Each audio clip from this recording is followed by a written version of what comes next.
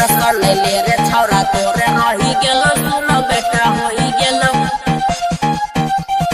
बेटा होई गेलो सुन बेटा होई गेलो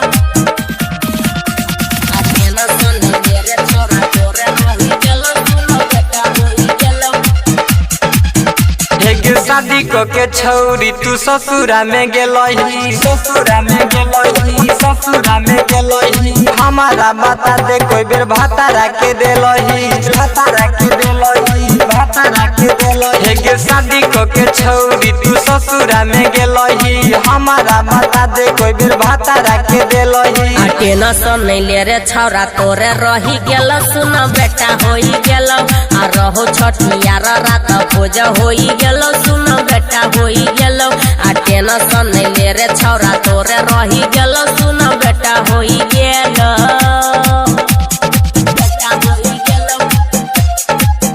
सुन बेटा होई गेलो डीजे विकास मिटियार कला सीतामढ़ी। बेटा होई गेलो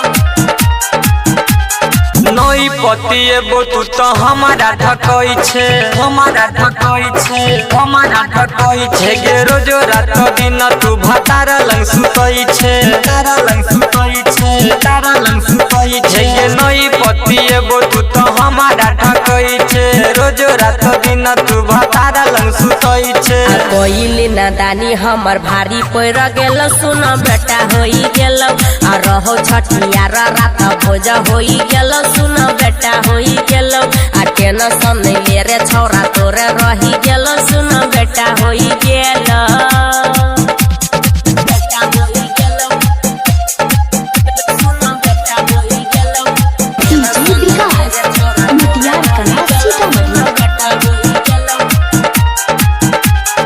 अभी ओ बचल छोगे तो हर जवानी तो हर जवानी तो हर जवानी ज्ञानी गणेश के दोई छे गे रानी दोई छे गे रानी दोई छे गे रानी ये अभी ओ बचल छो तो हर जवानी मन जे राहुल के तू दोई छे गे रानी। आ टेंशन नहीं ले रे छौरा तोरे रही गेलो सुन बेटा होई गेलो आ रहो छठियार रात भोज होई गेलो सुन बेटा होई गेलो आ टेंशन नहीं ले रे छौरा तोरे रही गेलो सुन बेटा होई गेलो।